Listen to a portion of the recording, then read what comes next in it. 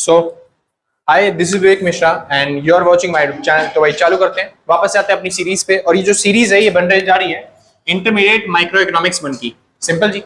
इससे पहले हम ऑलरेडी फर्स्ट चैप्टर जो है वो अपलोड कर चुके हैं। आज चालू करेंगे चैप्टर नंबर 2 जिसका नाम है डिटर्मिनेशन ऑफ इक्विलिब्रियम आउटपुट। तो यहाँ पे हम सीखेंगे आईएस कर्व क्या होता है, एलएम कर्व क्या होता है, थोड़ा सा इंप्लॉयमेंट के बारे में और अनएम्प्लॉयमेंट के बारे में सीखेंगे।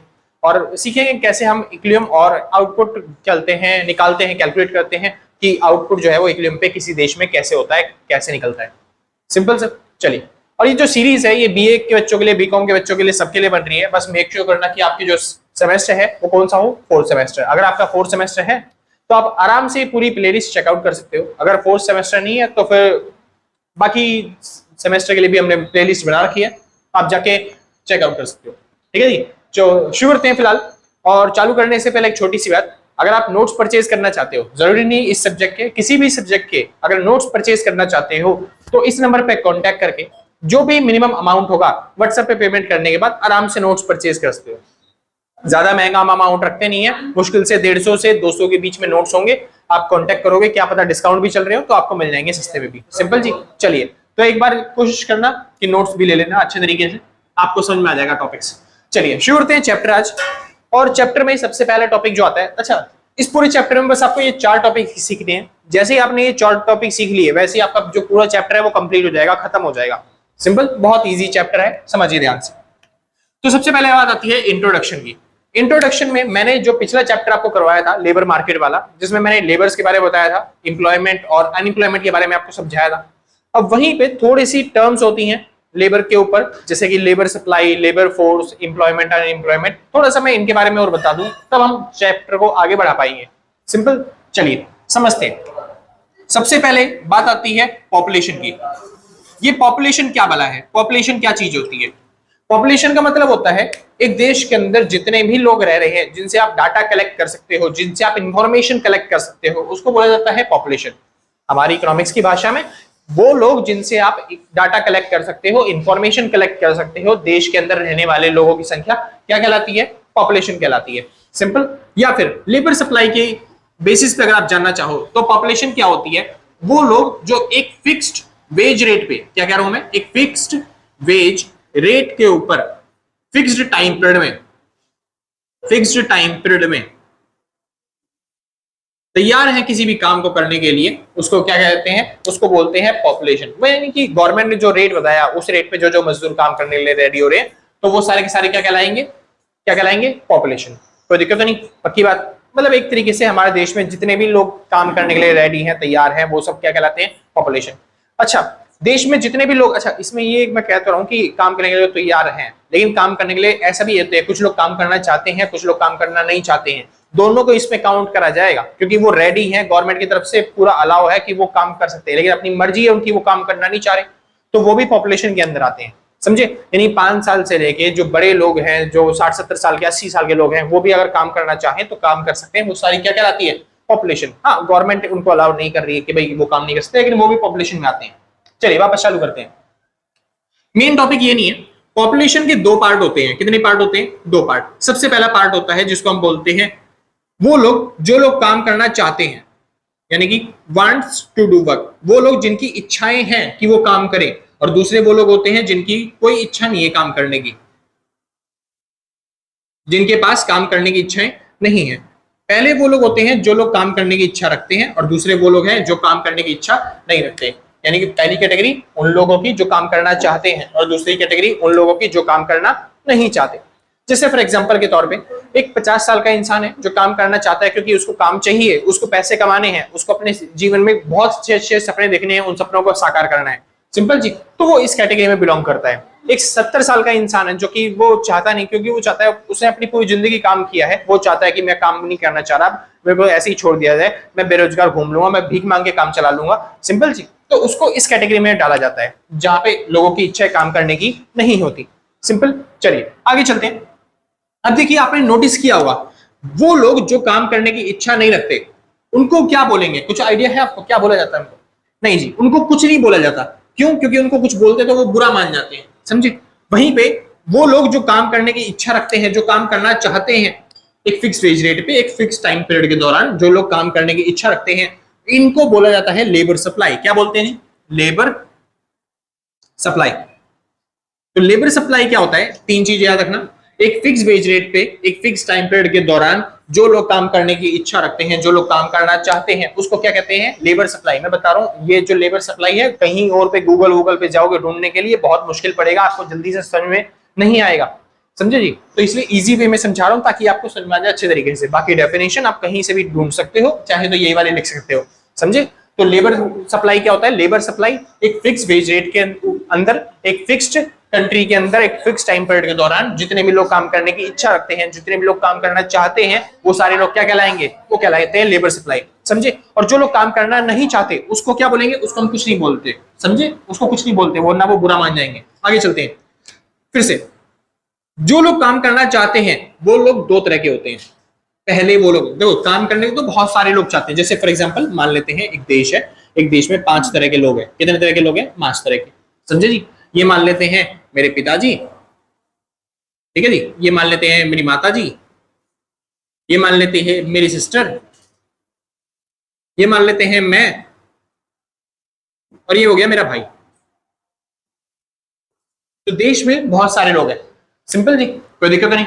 अब देखिए, मेरे पिताजी जो है वो बाहर कहीं पे जॉब जाते हैं, काम पे करते हैं, तो फिर वहां पे पैसे कमाते हैं, बहुत अच्छी बात है। मेरी मम्मी एक हाउस वाइफ है, तो फिर वो घर पे ही काम करती है, घर पे ही काम संभालती है, तो वो अर्निंग तो नहीं करती, लेकिन हाँ सबसे इंपॉर्टेंट काम वही करती है फिलहाल। तो मेरी सिस्टर अभी छोटी है, पढ़ाई लिखाई करती है, तो ज्यादा पैसे नहीं कमाती। मैं आपको यूट्यूब पे पढ़ा लेता हूँ, तो वहां से पैसे कमा लेता हूँ, ट्यूशन पढ़ा लेता हूँ, वहां से पैसे कमा लेता हूँ। मेरा भाई बड़ा एक बिजनेसमैन है, जहां पे वो 10,000 50,000 रुपए महीने का कमा लेता है, कोई दिक्कत तो नहीं, बात अच्छी, बहुत ही बढ़िया बात है। आगे चलें जी, स्टार्ट करते हैं। सुनिए, तो अगर मैं बोलूं कि हमारे देश की पॉपुलेशन कितनी है, पॉपुलेशन का मतलब होता है एक फिक्स वेज रेट पे कितने लोग काम करने के लिए तैयार हैं। जैसे कोई बंदा आया, वो बोलता है मैं आपको 10 करोड़ रुपए दूंगा, आपको क्या बोलते हैं, एक पेज लिखना है ऐसे, तो हमारे घर में सबके सब तैयार हो जाएंगे ये काम करने के लिए। तो बस हमारे देश की पॉपुलेशन कितनी हो गई है? 5। कोई दिक्कत तो नहीं, 5 पॉपुलेशन, समझ में? बढ़िया। अच्छा, अब इनमें से कुछ लोग होंगे ऐसे जो काम करना चाहते हैं, जो काम करना नहीं चाहते। जैसे आपके घर में कुछ लोग होंगे ऐसे जो बोलेंगे मेरे को काम ही नहीं करना है, समझे? चाहे आप कितना भी पैसा दे दो, मेरे को ये काम नहीं करना। कुछ लोगों के रूल्स एंड रेगुलेशन है कि जैसे आप देखते होंगे कहीं पे कि भाई मेरे को बुरा काम नहीं करना है, मेरे को ऐसे ऐसे काम नहीं करने हैं, मैं जुआ नहीं खेलूंगा, मैं ये काम नहीं करूंगा। तो वो लोग अलग हटा दो। वो लोग जो काम करना चाहते हैं केवल उनको इंक्लूड करते हैं किसमें? लेबर सप्लाई में। अब जो ऐसे लिखने वाला काम आया था, हमारे घर में कितने लोग ऐसे हैं जो काम करने के लिए तैयार हो जाते हैं? तो हमारे घर में सारे के सारे लोग हैं जो काम करने के लिए तैयार है, ऐसे लिखना चाहते हैं। जैसे मान लेते हैं नेताजी के ऊपर ऐसे लिखना है किसी, कोई एक बंदा कहता है कि मैं उस नेताजी के ऊपर ऐसे नहीं लिखता क्योंकि क्या बोलते हैं, बस ऐसे ही उसका पर्सनल मैटर है भाई, सिंपल जी। तो वो यहाँ पे इस कैटेगरी में बिलोंग करता है, वो लेबर सप्लाई में नहीं आएगा। बाकी लोग जो काम करना चाहते हैं, जो उस नेताजी के ऊपर ऐसे लिखना चाहते हैं, वो क्या बन जाएंगे? Labour supply. समझ में आया? कोई दिक्कत नहीं। पॉपुलेशन 5 है, काम करने को पांचों काम कर सकते हैं, लेकिन एक ने मना कर दिया मैं काम करना नहीं चाहता, तो वो उसको पॉपुलेशन में तो इंक्लूड करेंगे लेकिन लेबर सप्लाई में इंक्लूड नहीं करेंगे, क्योंकि उसकी इच्छा नहीं है काम करने की। काम कर सकता है लेकिन इच्छा नहीं है उसकी। लेकिन वहीं पे बाकी जो 4 हैं जो काम करने की इच्छा भी रखते हैं, तो उनको क्या बोलेंगे हम? Labour supply. इतना समझ में आ गया? बहुत अच्छी बात है। फिलहाल आगे चलते हैं, सिंपल। अब हमारे देश में ऐसे लिखने वाले कितने थे? हमारे घर में ऐसे लिखने वाले 5 थे, तो ये पांचों के पांचों क्या बन जाते हैं? Labour supply. अब इन लेबर सप्लाई में से, यानी कि जो लोग काम करना चाहते हैं, इनमें से 2 तरह के लोग होते हैं। पहले वो जो काम करने के लिए एबल हैं, एबल मतलब कुशल हैं, जो काम कर सकते हैं, समझे? दूसरे वो जो काम करने के लिए एबल नहीं है, जो वो काम करने के लिए एबल नहीं है, समझे? जैसे कि गवर्नमेंट ने बोल रखा है 18 साल से जो छोटे लोग हैं उनसे काम कराना गैर कानूनी माना जाता है, इसलिए उनको क्या बोलते हैं, उनसे काम नहीं करवाया जाएगा, सीधी बात। तो हम ये मानते हैं कि वो जो 18 साल से छोटे लोग हैं उनसे कोई भी मतलब लेबर वर्क नहीं करवाया जा सकता, तो वो काम करने के लिए एबल नहीं है, सिंपल। लेकिन फिर भी इन पांचों में से किसी से भी बोला जाए भाई ये काम करना है, लेबर वर्क है, और आपको क्या बोलते हैं 10,000 रुपए दिहाड़ी मिलेगी, तो सबके सब तैयार हो गए थे। तो ये पॉपुलेशन में तो आएंगे, लेबर सप्लाई में भी आएंगे, लेकिन क्या एबल में आएंगे? नहीं। ये पांचों लोग लेबल काम करने के लिए एबल है ऐसा मैं नहीं बोल सकता। क्यों? क्योंकि इसमें से जो मेरी सिस्टर थी वो भी पढ़ाई लिखाई कर रही है, वो 18 साल से छोटी है, तो इसलिए गवर्नमेंट के हिसाब से 18 साल से जो भी छोटे लोग होते हैं वो काम करने के लिए एबल नहीं है। 18 साल से छोटे ही नहीं, जो भी 60 साल से बड़े लोग होते हैं वो भी काम करने के लिए एबल नहीं होते। इसलिए हम कह सकते हैं ये दोनों कैटेगरी के लोग, 18 साल से छोटे और 60 साल से बड़े लोग, काम करने के लिए एबल नहीं है, इसलिए वो यहाँ पे आएंगे, इस कैटेगरी में बिलोंग करेंगे। तो कौन से लोग हैं जो काम करने के लिए एबल होते हैं? जो 18 साल से बड़े हों और 60 साल से छोटे हो, उसको बोला जाता है क्या, कि वो काम करने के लिए एबल है। अच्छा, जो काम करने के एबल नहीं होते उनको क्या बोलते हैं, उनको जी कुछ नहीं बोलते वरना वो बुरा मान जाएंगे। और जो काम करने के लिए एबल है उनको क्या बोलेंगे, इनको बोला जाता है लेबर फोर्स। क्या बोलते हैं, लेबर फोर्स। हिंदी में बोले तो इसको बोलते हैं श्रम बल। कोई दिक्कत तो नहीं, इसको बोलते हैं लेबर फोर्स। तो लेबर फोर्स क्या कहलाता है, लेबर फोर्स एक फिक्स वेज रेट पे एक फिक्स टाइम पीरियड के दौरान जितने भी लोग काम करने की इच्छा रखते हैं तथा काम करने के लिए एबल है, कुशल है, उनको क्या बोलते हैं हम, लेबर फोर्स। इतना समझ में आ गया, कोई दिक्कत नहीं। मैंने आपको अभी समझाया लेबर सप्लाई क्या होता है और लेबर फोर्स क्या होता है, बहुत ही इंपॉर्टेंट टॉपिक है, कई बार एग्जाम्स में आया भी है। तो एक छोटा सा डिफरेंस कर लेते हैं साथ ही साथ में, लगे हाथ, क्या कि लेबर सप्लाई और लेबर फोर्स, इनमें डिफरेंस क्या है, सिंपल। अब ये लेबर सप्लाई और लेबर फोर्स में डिफरेंस क्या है, छोटा सा डिफरेंस पढ़ लेते हैं बस। तो लेबर सप्लाई क्या होती है, अगर वो बताना पड़े तो क्या हुआ, एक फिक्स्ड वेज रेट पर एक फिक्स्ड टाइम पीरियड पे जो भी लोग काम करने की इच्छा रखते हैं, those who wants to do work is known as labour supply. समझ में आ गया, कोई दिक्कत नहीं। लेबर फोर्स क्या होता है, यहां पे जो लोग काम करने की इच्छा रखते हैं, यहां तक तो लिखना ही है प्लस में, और वो लोग काम करने के लिए एबल भी हो, and also able to do that kind of work, या फिर किसी भी तरह का काम, समझे। तो उनको क्या बोलेंगे हम, लेबर फोर्स। इतना समझ में आ गया, कोई दिक्कत तो नहीं, समझ में आ गया। ये डेफिनेशन का पहला डिफरेंस है। दूसरा डिफरेंस क्या लिखोगे, दूसरा डिफरेंस ये तो डेफिनेशन थी जो आपने बनाई है। अब उसके बाद यहां पे बोलना है, यहां पे जो एबल नहीं होते काम करने के लिए उनको इंक्लूड नहीं करते, समझे। और यहां पे जो काम कर सॉरी उल्टा बोल दिया, यहां पे इंक्लूड करते हैं अनेबल लोगों को। It includes the worker who is unable to do work। जो भी लोग काम करने के लिए अनेबल होते हैं, यहां पे उनको भी शामिल करते हैं। लेबर सप्लाई में एबल हो चाहे अनेबल हो, दोनों को शामिल किया जाता है। क्यों, क्योंकि दोनों ही लोग काम करना चाहते हैं। हमको बस खाली वो लोग चाहिए जो काम करना चाहते हैं, चाहे वो एबल हो चाहे ना एबल हो, हमको फर्क नहीं पड़ता। किसमें, लेबर सप्लाई में। लेकिन लेबर फोर्स के अंदर केवल किसको इंक्लूड किया जाता है, जो लोग काम करने के लिए एबल होते हैं। जो लोग काम करने के लिए एबल नहीं है उनको इंक्लूड नहीं करते, तो यहां पे इंक्लूड नहीं करेंगे इनको। सिंपल इतना, कोई दिक्कत तो नहीं, आसान था। चलिए जी आगे चलते हैं। तीसरा डिफरेंस क्या होगा, तीसरा डिफरेंस बनता है आपके लिए फॉर्मूले का। फॉर्मूले क्या फॉर्मूला बनेगा जी, तो लेबर सप्लाई का फॉर्मूला देखिए। अगर मेरे को लेबर सप्लाई निकालना हो, तो लेबर सप्लाई कैसे निकलता है, बहुत इजी है लेबर सप्लाई निकालना। लेबर सप्लाई कैसे निकलेगा, वो लोग जो काम करने के लिए एबल हैं और जो लोग काम करने के लिए एबल नहीं है, बस उन दोनों को क्या करना है, आपको जोड़ देना है। सिंपल ना। जो लोग काम करने के लिए एबल होते हैं, मैं उसको क्या बोलता हूं, लेबर फोर्स। तो लेबर सप्लाई का फॉर्मूला क्या बन गया, लेबर फोर्स प्लस में अनेबल वर्कर। सिंपल इतना, लेबर फोर्स प्लस में अनेबल वर्कर। और वहीं पे उसका फॉर्मूला क्या बनेगा, लेबर फोर्स का। तो लेबर फोर्स यहाँ पे प्लस का है, इससे जाके माइनस का हो जाएगा, यानी कि यहाँ पे सॉरी उल्टा, यहाँ पे अनेबल वर्कर प्लस में इधर आके क्या हो जाएंगे, माइनस। तो यहाँ पे क्या फॉर्मूला बनेगा, यहाँ पे लेबर फोर्स का फॉर्मूला बन गया लेबर सप्लाई माइनस में अनेबल। यानी कि जो भी लेबर सप्लाई थी, जो भी लोग काम करने के लिए इच्छा रखते हैं, जैसे हमारे घर में काम करने के लिए इच्छा कितने लोग रखते हैं, 5, जिनमें से एक बस काम करने के लिए एबल नहीं है, बाकी 4 लोग तो काम करने के लिए एबल है ना। हाँ जी, तो अगर मेरे को ये निकालना है लेबर कितने लोग एबल हैं वो निकालना है, तो कैसे निकालूंगा, 5 में से अनेबल लोगों को घटा दूंगा। सिंपल, 5 में से अनेबल लोगों को घटा दिया जाएगा। कोई डाउट्स, कोई दिक्कत नहीं, पक्का समझ में आ गया। जिसको समझ में आ गया बहुत अच्छी बात है, मैं इसको मिटाने वाला हूँ, रब करने वाला हूँ। तो जिसको नोट करना है फटाफट से नोट कर लो, फिर हम आगे चलते हैं। ठीक है जी, चलिए नोट कर लेना भाई फटाफट। हाँ भाई शुक्र है, तो चालू करते हैं। अब बात आती है वो लोग जो काम करने के लिए एबल हैं। ये भी 2 कैटेगरी के लोग होते हैं, जो लोग काम करना चाहते हैं, जो काम करने के लिए एबल हैं। इसके बाद आते हैं 2 कैटेगरी लोग। जो लोग काम करने के लिए एबल होते हैं उनमें से 2 तरह के लोग होते हैं। पहले वो जिनको ऑलरेडी काम मिला हुआ है, जो लोग काम कर रहे हैं, समझे, जो लोग जॉब पे लगे हुए। दूसरे वो लोग जिनको काम नहीं मिला हुआ, जिनको जो जॉब पे नहीं लगे हुए, समझे। जो लोग काम जिनको मिला हुआ है, जो लोग जॉब पे लगे हुए, इनको क्या बोलते हैं? इनको बोलते हैं लेबर, लेबर नहीं, इनको बोलते हैं वर्क फोर्स, इसको बोलते हैं कार्यबल, वर्कफोर्स। या फिर वो लोग जो लोग काम जो चाहते हैं, दूसरा काम उनको मिला हुआ है और वो काम करने के लिए एबल भी हैं, ये तीनों क्वालिटीज जिनके अंदर मिलती है, उनका दूसरा नाम क्या है? उनका दूसरा नाम है एम्प्लॉयड। एम्प्लॉयड मतलब रोजगार, जिनको काम मिला हुआ है, रोजगार, सिंपल। और वो लोग जो काम जिनको नहीं मिला हुआ, काम करने के लिए एबल हैं, काम करना चाहते हैं लेकिन उनको काम नहीं मिला हुआ, उनको बोलते हैं अनएम्प्लॉयड, इनको बोलते हैं बेरोजगार। कोई डाउट्स? कोई दिक्कत नहीं? समझिए, केवल इन्हीं लोगों को, किन लोगों को? बेरोजगार किसको बोलते हैं?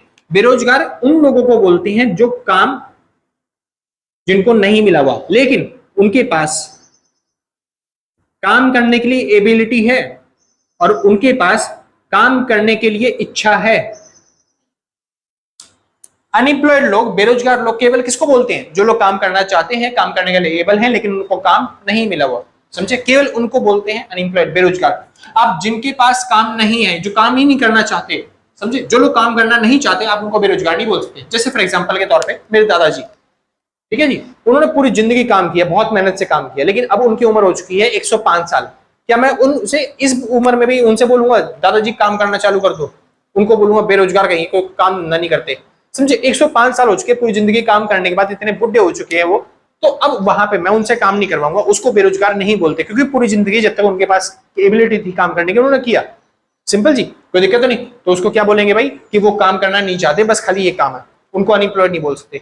दूसरा, वो बच्चा जो 5 साल का है, अभी 5 साल का है, उसको ठीक से बोलना भी नहीं आता, ठीक है जी, उसको चलने में दिक्कत होती है, अभी फिलहाल दौड़ना भागी करने में, उछल कूद करने में दिक्कत होती है, वो सीख ही रहा है अभी तक छोटी छोटी चीजें। क्या मैं उनको बोल सकता हूँ बेरोजगार कहीं का, कोई काम धंधा करता नहीं है, वो हंस रहा बैठ के? ऐसा नहीं भाई, उसको मैं नहीं बोल सकता बेरोजगार, समझे? क्यों? क्योंकि उसके पास किसी तरह की एबिलिटी नहीं है काम करने की, तो उनको बेरोजगार नहीं बोल सकते। तो बेरोजगार केवल किसको बोलते हैं? जो लोग काम करना चाहते हैं, जो लोग काम करने के लिए एबल हैं, बस उनको काम ना मिले, समझे? काम करना चाहते हो आप, लेकिन आप एबल भी हो काम करने के लिए, तब भी आपको काम नहीं मिल रहा, तभी केवल आपको क्या बोला जाएगा? बेरोजगार। वरना आप क्या इन कैटेगरी में फॉल्स करोगे जिनको कुछ नहीं बोलते हम। कोई डाउट्स? आसान है, बहुत अच्छी बात है। कह रहा भैया हमको कुछ नहीं बोलेंगे? हाँ भाई, तुम अभी पढ़ाई लिखाई कर रहे हो इसलिए तुमको कुछ नहीं बोलेंगे। जब आप पढ़ाई लिखाई करके बाहर निकलोगे, काम मिल गया तो बहुत अच्छी बात है, काम नहीं मिला तो बेरोजगार। आगे चलूं? फिलहाल अब टॉपिक आता है मेन इंपॉर्टेंट टॉपिक, जो एग्जाम्स में कई बार पूछा जाता है। वो क्या होता है कि ये तो मैंने बता दिया इन दोनों में डिफरेंस। अब बात आती है लेबर फोर्स और वर्क फोर्स में डिफरेंस क्या है। कई बार एग्जाम्स में ये पूछा जाएगा, तो लेबर फोर्स और वर्क फोर्स क्या होता है? लेबर फोर्स क्या भला है? लेबर फोर्स सीधी सी बात, वही डेफिनेशन, एक फिक्स वेज रेट पे एक फिक्स टाइम पीरियड के दौरान वो लोग जो काम करना चाहते हैं प्लस काम करने के लिए एबल भी हैं, उनको क्या बोला जाता है? Labour force. वर्क फोर्स क्या होता है? वर्क फोर्स में जो लोग काम करना चाहते हैं प्लस में क्या लिख दिया, वो लोग जो काम करना चाहते हैं प्लस में काम करने के लिए एबल भी हैं, प्लस में उनको काम भी मिला हुआ है, उसको क्या बोलते हैं? Work force. इतना समझ आ गया? कोई दिक्कत तो नहीं? ये तो डेफिनेशन हो गई। पहले डेफिनेशन के बाद दूसरा पॉइंट। दूसरा पॉइंट क्या? यहां पे हम इन वो लोगों को जो लोग काम कर, अभी काम जिनको नहीं मिला हुआ, उसको इंक्लूड नहीं करते। किस में इंक्लूड नहीं करते? लेबर फोर्स के अंदर। तो यहां पे अनएम्प्लॉयड, उल्टा बोल दिया शायद, दोबारा सुनो मैं क्या बोलना रहा हूं। लेबर फोर्स के अंदर जो लोग काम कर रहे हैं, चाहे उनको काम मिला हुआ हो चाहे ना मिला हुआ हो, बस वो काम करने के एबल हैं, उनको काउंट किया जाएगा। यानी कि चाहे उनको काम मिले चाहे ना मिले, दोनों को इंक्लूड करते हैं। यानी कि लेबर सप्लाई अगर निकालनी हो, लेबर फोर्स अगर निकालना हो तो कैसे निकलेगा? जो लोग काम कर रहे हैं चाहे वो काम नहीं कर रहे, उन दोनों को जोड़ो, बस निकाल लो, बस वो काम करने के लिए एबल होने चाहिए, समझे? हाँ जी। तो यहां पे अनएम्प्लॉयड जो होता है वो इंक्लूड होता है, इट इंक्लूड्स, ठीक है जी, अनएम्प्लॉयड, लेकिन it does not include unemployed. यहाँ पे बेरोजगार को शामिल नहीं किया जाता, यहाँ पे केवल उन लोगों को शामिल किया जाता है जिनको काम मिला हुआ है, समझे जी? आगे चलते हैं। लेबर सप्लाई का फॉर्मूला, लेबर सप्लाई बोल रहा हूं बार-बार, लेबर फोर्स का फॉर्मूला। लेबर फोर्स का फॉर्मूला क्या होता है? कैसे निकलता है लेबर फोर्स? सिंपल सा है, लेबर फोर्स निकालने के लिए जो लोग काम कर रहे हैं, जो लोग काम नहीं कर रहे, दोनों को जोड़ो, जो लोग काम कर रहे हैं उनको बोलते हैं एम्प्लॉयड, या फिर दूसरे भाषा में क्या बोलते हैं, वर्कफोर्स, प्लस में अनएम्प्लॉयड। और जो लोग काम मतलब लेबर फोर्स, क्या बोल रहा हूं, वर्कफोर्स में किसको इंक्लूड करते हैं, वर्कफोर्स का फॉर्मूला क्या बनेगा, तो बहुत सिंपल है, वर्कफोर्स का फॉर्मूला निकालना है तो अनएम्प्लॉयड यहाँ पे प्लस का हो जाएगा, क्या हो जाएगा, माइनस का। तो वर्कफोर्स या फिर आप बोल सकते हो एम्प्लॉयड, एम्प्लॉयड का फॉर्मूला क्या बनेगा, एम्प्लॉयड का फॉर्मूला बनता है लेबर फोर्स माइनस में अनएम्प्लॉयड। कोई डाउट्स, कोई दिक्कत तो नहीं ना, बहुत इजी है, मेरे को लगता है जितना मैंने समझाया बहुत अच्छे तरीके से समझा दिया है। बाकी अगर आपको फिर भी डाउट्स रह गए हैं तो नीचे कमेंट करके बता देना, हम कोशिश करेंगे आपके डाउट्स क्लियर करने की। फिलहाल जिसको समझा गया बहुत अच्छी बात है। तो भाई यहाँ पे खत्म होता है आपका इंट्रोडक्शन। मैंने आपको समझा दिया लेबर सप्लाई क्या होता है, मैंने आपको समझा दिया लेबर फोर्स क्या होता है, वर्क फोर्स क्या होता है, अनएम्प्लॉयड क्या होता है। थोड़ा सा और बता दूं अनएम्प्लॉयमेंट के बारे में। अनएम्प्लॉयड, अगर आपसे बोले अनएम्प्लॉयड बताओ क्या होता है, तो बता देना सीधी बात, वो लोग जो काम करना चाहते हैं, काम करने के लिए एबल है लेकिन उनको काम नहीं मिला हुआ, सिंपल। और अगर कोई अनएम्प्लॉयड का फॉर्मूला पूछे तो अनएम्प्लॉयड का सिंपल सा फॉर्मूला क्या होता है, देखो इसी से बन जाएगा या फिर इससे बना लो। यहाँ पे वर्क फोर्स प्लस का, इधर आगे क्या हो जाएगा, माइनस का, यानी कि लेबर फोर्स माइनस में work force is known as unemployed. Simple इतना, कोई दिक्कत नहीं। अच्छा, इसके बाद एक क्वेश्चन कई बार आ जाता है जिसको बोलते हैं हम rate of participation. Rate of participation क्या होता है, इसको बोलते हैं भागीदारी की दर। कितने जो वर्कर हैं वो काम करने में पार्टिसिपेट कर रहे हैं, यानी कि जीडीपी को बढ़ाने में योगदान दे रहे हैं। कितने जो वर्कर हैं वो इकोनॉमिक एक्टिविटी में लगे हुए हैं, कितने वर्कर जो हैं वो काम कर रहे हैं एक्चुअली में, समझे, रेट ऑफ पार्टिसिपेशन। और ये कैसे निकलता है रेट ऑफ पार्टिसिपेशन, बहुत सिंपल है, ऊपर लिखना है लेबर फोर्स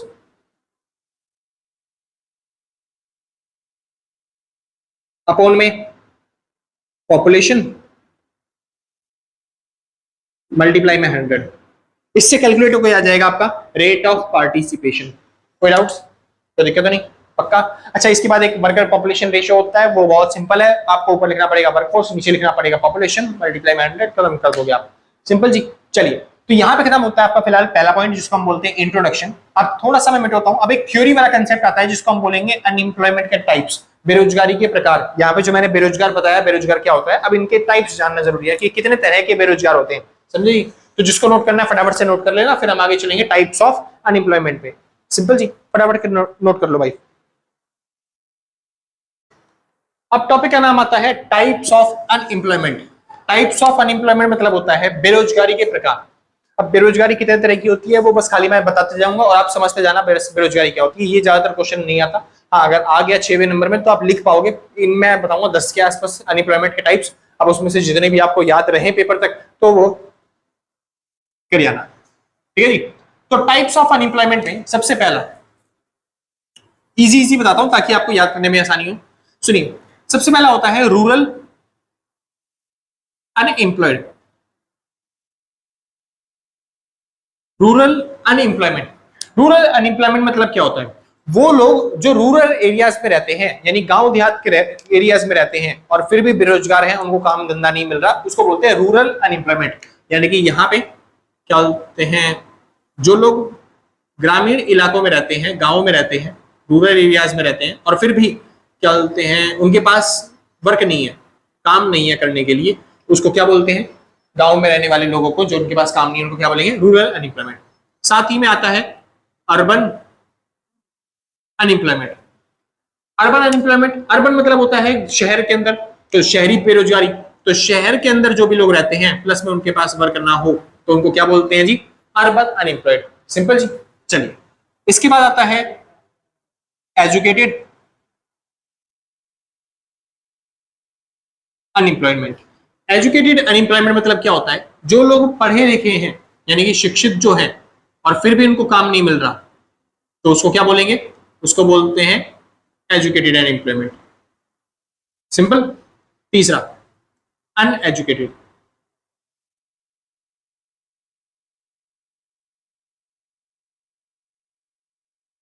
अनएम्प्लॉयमेंट कह रहा भैया एजुकेटेड नहीं होता, एजुकेटेड होता है। ठीक है भाई, अंग्रेजी इंसान। हाँ जी, एजुकेटेड अनएम्प्लॉयमेंट, अनएजुकेटेड अनएम्प्लॉयमेंट, जो भी अशिक्षित हैं, जिनके पास पढ़ाई लिखाई का उतना ज्ञान नहीं है और फिर भी उनको कोई काम नहीं मिल रहा। देखो, पढ़ाई लिखाई का ज्ञान नहीं है और उनको काम ना मिले, जरूरी थोड़ा कि काम सबको मिल जाता है। तो पढ़ाई लिखाई का अगर ज्ञान नहीं है तो वो लेबर वर्क कर सकते हैं। तो लेबर वर्क भी अगर किसी को नहीं मिल रहा तो वो होता है अनएजुकेटेड अनएम्प्लॉयमेंट। तो जब गवर्नमेंट पॉलिसी बनाती है तब इन टर्म्स का काम आता है कि वो पढ़े लिखे लोगों के लिए पहले रोजगार काम ढूंढे या फिर काम धंधे ढूंढे या फिर अनपढ़ों के लिए काम धंधे ढूंढे, इस तरीके से काम करते हैं। क्योंकि देखो जो भी एजुकेटेड अनएम्प्लॉयमेंट अगर मान लो गवर्नमेंट ने ढूंढी, यानी कि पढ़े लिखों को गवर्नमेंट अगर रोजगार देने के लिए कोई पॉलिसीज निकाल रही है, काम निकाल रही है, तो वहां पे अनएजुकेटेड लोग जो होंगे वो बिल्कुल भी नहीं आ पाएंगे, यानी वो बेरोजगार ही रहेंगे।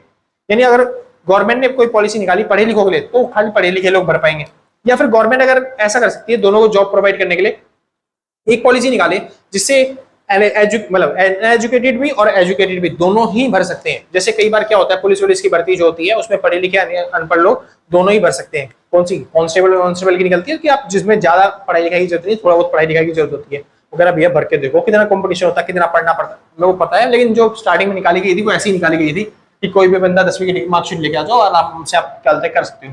फिलहाल जो अनपढ़ है उनको अगर जॉब नहीं मिल रही तो उसे बोलते हैं अशिक्षित बेरोजगारी। आगे चलते हैं। इसके अलावा बेरोजगारी होती है डिसगाइज्ड, इसको हिंदी में बोलते हैं प्रच्छन्न बेरोजगारी। प्रच्छन्न बेरोजगारी मतलब होता है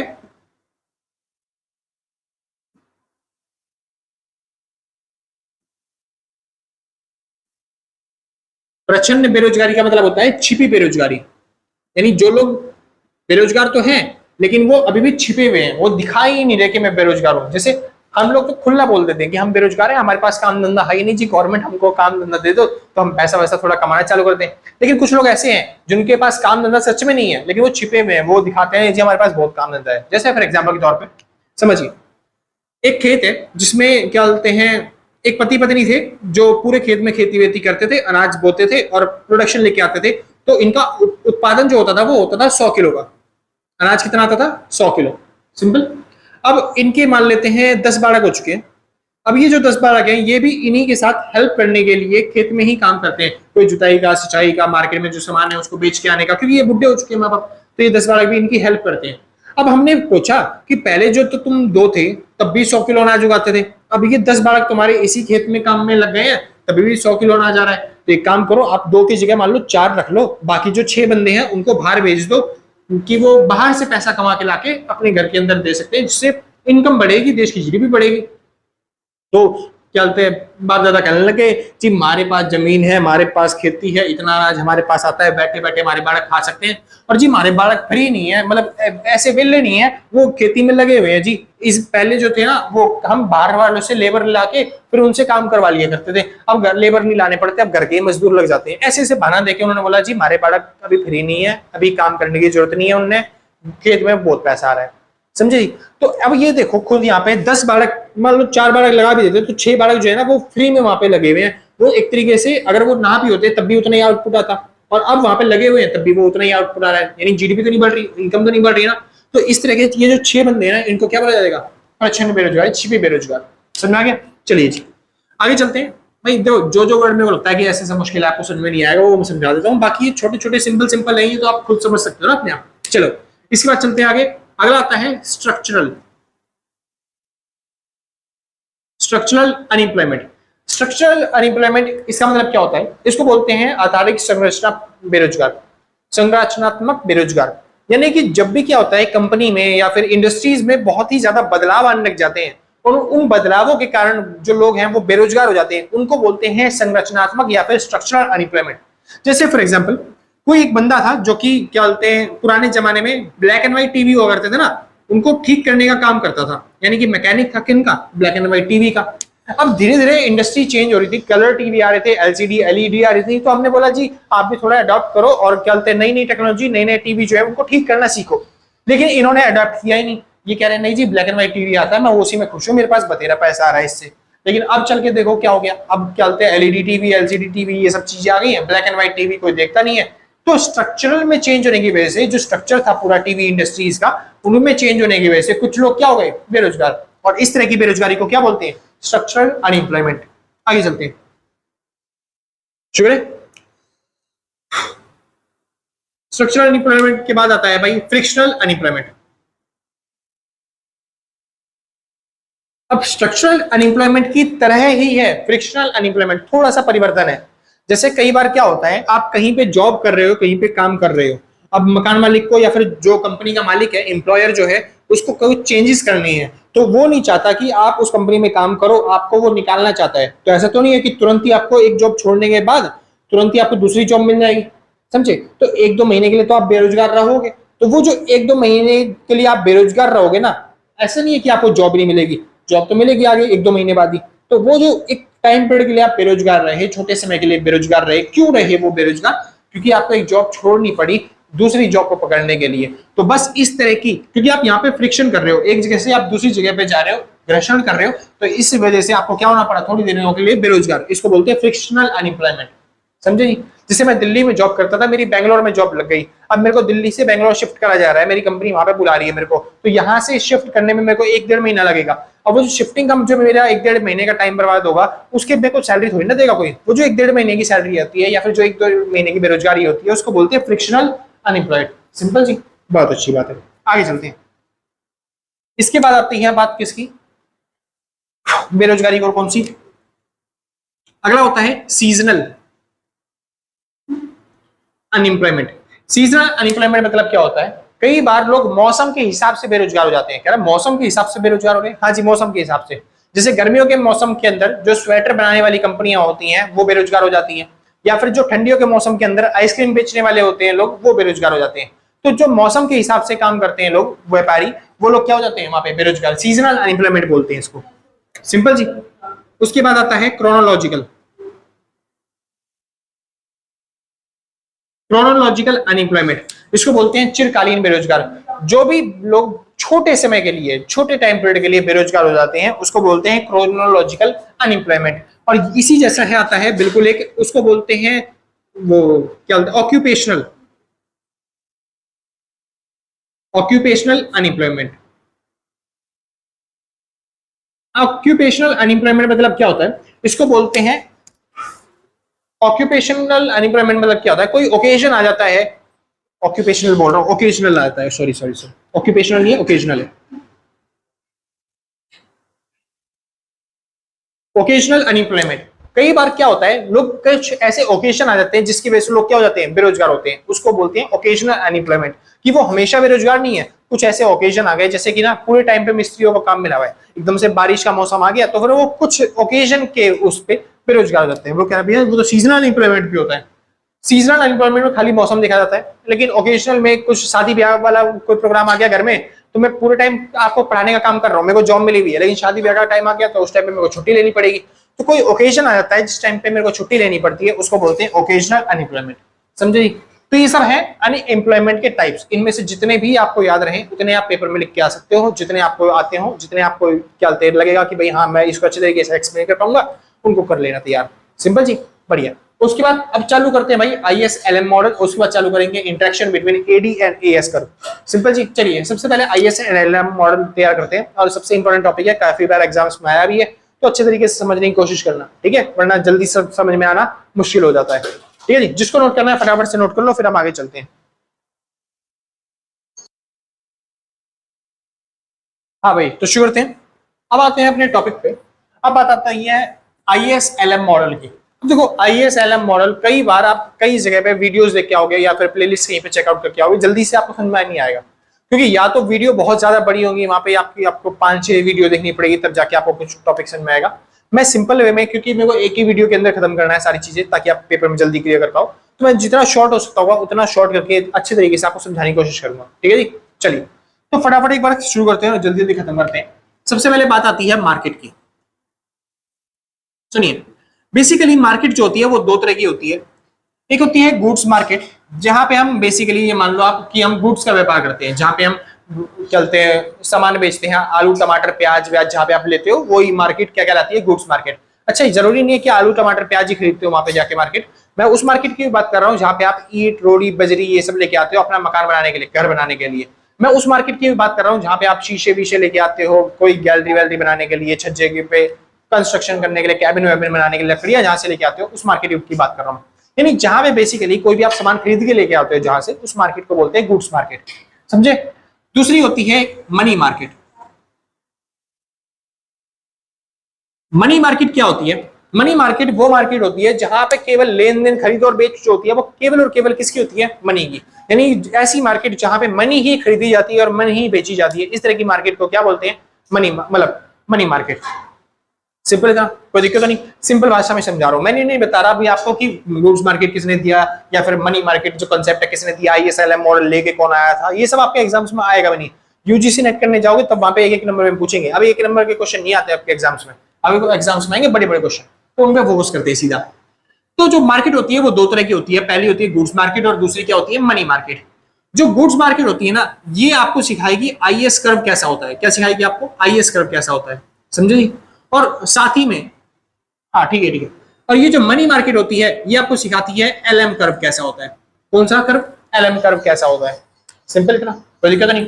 अब कैसे सिखाती है वो समझते हैं एक बार। जब अगर कभी आपने बचपन में पढ़ा हो तो मैंने समझाया होगा कि जो आई होता है ना, आई का मतलब होता है इन्वेस्टमेंट। क्या होता है? इन्वेस्टमेंट। और इन्वेस्टमेंट लॉन्ग टर्म तक क्या रहती है? कांस्टेंट रहती है। इन्वेस्टमेंट में जल्दी से चेंज नहीं आता है, निवेश में परिवर्तन नहीं होता। लेकिन ये सरासर झूठ है। लॉन्ग टर्म में हर एक चीज जो होती है वो क्या होता है? चेंजेबल होती है, या फिर जिसमें परिवर्तन हो सकता है वैसी होती है। तो इन्वेस्टमेंट में भी चेंज होता है, लेकिन जो इन्वेस्टमेंट का चेंज है ना वो हर किसी चीज पे डिपेंड नहीं करता या फिर प्राइस पे डिपेंड नहीं करता। जो इन्वेस्टमेंट का चेंज होता है वो डिपेंड करता है रेट ऑफ इंटरेस्ट पे। किस पे डिपेंड करता है? रेट ऑफ इंटरेस्ट पे। यार भैया समझ में नहीं आया, थोड़ा ठीक से समझाओ। समझाता हूं। जैसे अगर मान लो कहीं पे मैंने बोला कि इन्वेस्टमेंट करिए, यानी कि कहीं पे इन्वेस्टमेंट करिए। इन्वेस्टमेंट का मतलब होता है कोई इंडस्ट्री खोलना, कोई फैक्ट्री खोलना। मैं बोला अगर आपको कोई फैक्ट्री खोलनी है, कोई इंडस्ट्री खोलनी है, कहीं पे इन्वेस्टमेंट करना है, तो उसके लिए क्या चाहिए होगा? आपने बोला जी मेरे को पैसा चाहिए होगा उसके लिए। और मैंने बोला पैसा कहां से मिलेगा? तो आपने बोला जी बैंक से मिलेगा। मैंने बोला बैंक क्या आपको फ्री में दे देगा आपकी शकल देख के? क्या लगा? शकल देख के तो नहीं देगा जी, बदले में मेरे से ब्याज व्याज लेगा, इंटरेस्ट लेगा, तब मेरे को पैसा देगा। मैं बोला हाँ बस वही। तो जो आपसे वो इंटरेस्ट मांग रहा है ना, उसी को बोल रहा हूं मैं इंटरेस्ट रेट। Interest rate. और ये जो रेट है इंटरेस्ट का, ये किसके ऊपर है? लोन के ऊपर। किसके ऊपर है? लोन के ऊपर। अब आप देखिए, अगर ये जो इंटरेस्ट रेट है, अगर ये जो ब्याज की दर है, लोन जो आप लोगे वो इंटरेस्ट रेट है, अगर वो बढ़ा दे गवर्नमेंट ने अगर इंटरेस्ट रेट को बढ़ा दिया, बैंक वालों ने इंटरेस्ट रेट को बढ़ा दिया, क्या आप ज्यादा लोन ले पाओगे? नहीं। अगर बैंक वालों ने इंटरेस्ट रेट बढ़ा दिया तो हम लोन क्या लेंगे? हमारा लोन लेने की कैपेसिटी क्या हो जाएगी? कम हो जाएगी। अब लोन कम लेंगे तो उसी लोन को लेके तो हम मार्केट में जाके इन्वेस्टमेंट करते, नई नई फैक्ट्रियां खोलते, तो वो इन्वेस्टमेंट भी क्या हो जाएगा? वो इन्वेस्टमेंट भी क्या हो जाएगा? हमारा कम हो जाएगा। सिंपल सी बात है ना। हाँ जी। वहीं पे उल्टा, अगर मैंने रेट देखा कि बैंक वालों ने घटा दिया है, यानी गवर्नमेंट ने रेट को क्या कर दिया है? लोन पे जो इंटरेस्ट रेट रखता था उसको घटा दिया है, कम कर दिया है, तो हम लोन क्या ले सकते हैं? ज्यादा ले सकते हैं। अब क्योंकि लोन ज्यादा ले रहा हूं तो इन्वेस्टमेंट भी क्या हो जाएगी? ज्यादा हो जाएगी। तो आप देख पा रहे हो जो रेट होता है उसमें और इन्वेस्टमेंट में कैसा रिलेशन दिखाई दे रहा है। यहाँ पे रेट जो है वो बढ़ रहा है और इन्वेस्टमेंट क्या हो रही है? घट रही है। यहाँ पे रेट घट रहा है और इन्वेस्टमेंट क्या हो रही है? बढ़ रही है। यानी कि इन्वेस्टमेंट में और रेट में कैसा रिलेशन दिखाई दे रहा है? Negative relation. और कभी भी अगर आपको नेगेटिव रिलेशन दिखाई दे तो याद रखना, जो आपका कर्व होता है वो कैसा बनता है? वो बनता है नेगेटिवली स्लोप्ड, यानी कि नेगेटिव रिलेशन वाला। यहां पे मैं दिखा रहा हूं इंटरेस्ट रेट, जिसको मैं R से बोल देता हूं, और यहां पे मैं दिखा रहा हूं इन्वेस्टमेंट। कोई दिक्कत तो नहीं? पक्की बात? बढ़िया। और इस कर्व को बोलते हैं हम IS कर्व। नेगेटिवली स्लोप्ड होता है IS curve, investment saving curve. पूरा नाम क्या है इसका? Investment saving curve. कोई दिक्कत तो नहीं? समझ आ गया? तो IS कर्व जो होता है वो कैसा होता है? नेगेटिव रिलेशन वाला। कोई डाउट तो नहीं? अच्छा, इसमें मैं समझाने को भाई आपकी पूरी एक वीडियो खा सकता हूँ, आप कहीं और पे जाके देखोगे, वहां पे उन्होंने बहुत अच्छे तरीके से समझा रखा है, डीपली समझा रखा है कि जो ट्रांजैक्शंस होते हैं, जो इन्वेस्टमेंट होती है वो 3 तरह की होती है। हम स्पेकुलेटिव वो इन्वेस्टमेंट भी करते हैं, हम अलग अलग तरह की इन्वेस्टमेंट करते हैं। वहां वो यहाँ पे समझाने का कोई मोटिव नहीं है मेरा, क्योंकि वो यहाँ पे आपके एग्जाम्स में पूछा नहीं जाएगा। जो मेरे हिसाब से एग्जाम्स में पूछा जा रहा है मैं वो समझाता हूँ, तो आपके लिए ज्यादा बेनिफिशियल है। क्यों मैं खामा खामा लंबा चौड़ा करूँ, आपकी वीडियो का लेंथ बढ़ाऊं? समझे नहीं? तो जितना छोटा रख सकता हूँ मैं उतना छोटा रखने की कोशिश कर रहा हूँ। बस ये कोशिश कर रहा हूँ जो मेन टॉपिक है वो करवा दूं और आपको समझ में आ जाए। समझे जी? अगर आपको फिर भी कोई डाउट रह जाता है, आपको डीपली समझना है, तो आप मेरे को एक बार कमेंट में बता देना। हम कोशिश करेंगे दोबारा प्लेलिस्ट बनाएंगे अच्छी खासी डीपली, जिसमें आपका टाइम बहुत अच्छे तरीके से बर्बाद होगा। सिंपल जी। चलिए शुरुआत करते हैं। IS कर्व समझ में आ गया हो? बहुत अच्छी बात है। यानी कि इंटरेस्ट रेट अगर ज्यादा होते हैं, मेरे से कोई इंटरेस्ट रेट बोलेगा भैया लोन ले लो ज्यादा इंटरेस्ट रेट पे, तो मैं क्या ज्यादा लूंगा? मैं पागल दिखाई दे रहा हूँ? नहीं जी, बिल्कुल भी नहीं। आप तो होशियार हो भैया। थैंक यू भाई, थैंक यू। तो इन्वेस्टमेंट में क्या करूंगा? कम करूंगा। वहीं पे कोई मेरे को अगर कम इंटरेस्ट रेट पे मेरे को ज्यादा लोन प्रोवाइड कर रहा है तो मैं क्या करूंगा, ज्यादा लोन ले लूंगा और उस पर इन्वेस्टमेंट भी क्या करूंगा, ज्यादा करूंगा। यानी इंटरेस्ट रेट घटाने से इन्वेस्टमेंट बढ़ जाती है और इंटरेस्ट रेट बढ़ाने से इन्वेस्टमेंट क्या होती है, घट जाती है। इसको बोलते हैं नेगेटिव रिलेशन। तो आईएस कर्व कैसा होता है, negatively slope without downward sloping, कोई दिक्कत तो नहीं। अच्छा एक चीज और समझा दूं साथ ही साथ, लगे हाथ, क्या ये जो इन्वेस्टमेंट मतलब आईएस कर्व मैंने आपको सिखाया, इन्वेस्टमेंट सेविंग कर्व, ये जो आईएस कर्व मैंने सिखाया, ये जो आईएस कर्व है ना, ये ऐसा, ये स्टीपर भी हो सकता है और ये जो कर्व है वो ऐसा फ्लैटर भी हो सकता है। ये स्टीपर और फ्लैटर कब होगा, जब ये जो इंटरेस्ट रेट है ना इसमें चेंजेस आते हैं ना, तो ये कर्व स्टीपर और फ्लैटर बन जाता है। ये कर्व स्टीपर और फ्लैटर कब बनता है, इंटरेस्ट रेट में जब चेंजेस आते हैं तब ये कर्व क्या बनता है, स्टीपर और फ्लैटर। इतना याद रख लो बस, बहुत है, इससे ज्यादा आपको याद करने की जरूरत नहीं है। जब इंटरेस्ट रेट में चेंज आएगा तब ये क्या बनेगा, स्टीपर और फ्लैटर, सिंपल इतना। हाँ जी, इसके अलावा अगर बाकी चीजों में चेंज आ रहा है, जैसे कि इन्वेस्टमेंट में ही चेंज आ गया, गवर्नमेंट ही हेल्प कर रही है, यानी गवर्नमेंट एक्सपेंडिचर कर रही है, गवर्नमेंट हेल्प कर रही है ताकि इकोनॉमी क्या हो पाए, बूस्ट हो पाए। तो गवर्नमेंट खुद अलग से इन्वेस्टमेंट कर रही है तो इन्वेस्टमेंट कर बढ़ जाएगा, तो वो शिफ्ट हो जाएगा, क्या हो जाएगा, शिफ्ट। यानी अगर ऐसे हो जाएगा, यानी कि रेट तो वही रहे हैं, बस हमने इन्वेस्टमेंट को बढ़ा दिया है। हमारी पहले इन्वेस्टमेंट यहाँ पे होती थी क्यू पे, अब इन्वेस्टमेंट चली गई Q1 पे। क्यों, क्योंकि गवर्नमेंट ने इन्वेस्टमेंट करना चालू कर दिया, गवर्नमेंट ने अपने एक्सपेंडिचर बढ़ा दिए, यानी गवर्नमेंट स्कूल कॉलेज हॉस्पिटल्स बनवा रही है, गवर्नमेंट एक्सपेंडिचर कर रही है। समझ में, मैं क्या कह रहा हूँ, मैं कह रहा हूँ अगर रेट में चेंज आता है तब तो ये स्टीपर और फ्लैटर होगा। स्टीपर और फ्लैटर मतलब ऐसे की जगह ऐसे, ऐसा ऐसा हो सकता है, यानी रहेगा एक ही कर्व। लेकिन शिफ्ट कब होता है कर्व के अंदर, जब भी कर्व के अंदर में शिफ्ट कब होता है, जब भी इन्वेस्टमेंट में चेंज होता है, चाहे वो गवर्नमेंट करवाए या फिर कोई और करवाए, विदेशी फॉरेन इन्वेस्टमेंट आ रही है हमारे देश के अंदर, तब भी क्या हो जाएगा, वो शिफ्ट हो जाएगा इन्वेस्टमेंट कर्व, आईएस कर्व। समझ में आ गया इतना, कोई दिक्कत नहीं, बस इतना याद रख लो। आगे चलते हैं, फिलहाल यहाँ पे रेट, यहाँ पे इन्वेस्टमेंट, सिंपल जी। चलो आगे चलते हैं। बात आती है मनी मार्केट की। मनी मार्केट देखो, ये चीज तो बहुत इजी है, तुमको समझ में आ गई होगी, तुम इकोनॉमिक्स के बारे में तो इतना आता होगा। मेन दिक्कत आती है वहां पे, मनी मार्केट। मनी मार्केट क्या होती है, एक ऐसी मार्केट होती है जहां पे मनी खरीदते हैं और मनी बाय करते हैं, और ये मार्केट हमने कभी रियल उसमें देखी नहीं है। अब क्योंकि हमने देखी है तो इसका आइडिया भी हमको थोड़ा सा कम है, समझे जी।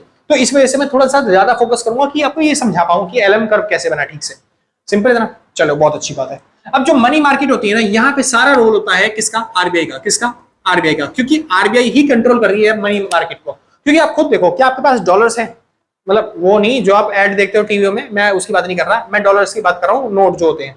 क्या आपके पास येन, पाउंड, डॉलर्स ये सब करेंसी है, नहीं ना। ये करेंसी अगर आपको चाहिए हो तो किससे मिलेगी, आरबीआई से मिलेगी। आरबीआई क्योंकि अपने पास फॉरेन एक्सचेंज का रिजर्व रखती है, आपने पढ़ा होगा बचपन में, सिंपल है। चलो, तो अगर आपको फॉरेन करेंसी में ट्रेड करना है या फिर अगर मनी मार्केट बोला जा रहा है, तो हम किसकी बात कर रहे हैं, आरबीआई की बात कर रहे हैं। अब जो आरबीआई है ना, यही कंट्रोल करती है मनी सप्लाई को। किसको कंट्रोल करती है, मनी सप्लाई को। बचपन में आपने पढ़ा होगा, मनी सप्लाई का एक फैक्टर होता है कौन, आरबीआई। आरबीआई ही कंट्रोल करती है मनी सप्लाई को। मनी सप्लाई क्या होता है, ये नहीं पता आपको।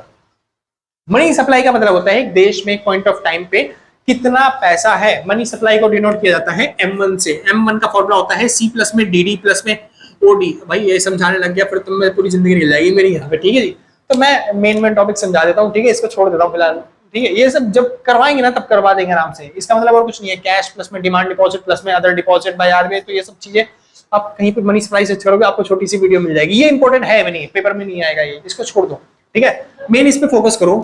आरबीआई मनी सप्लाई का काम देखती है, संभालती है, जिसके अंदर दो कंसेप्ट होते हैं। एक मनी सप्लाई का कंसेप्ट आता है जिसका पूरा कंट्रोल किसके पास होता है, आरबीआई के पास होता है। अब मनी सप्लाई का नाम तो है सप्लाई, तो इसका डायग्राम सप्लाई की तरह ऐसा होना चाहिए मेरे हिसाब से। सप्लाई का डायग्राम ऐसा होना चाहिए मनी सप्लाई का, सिंपल।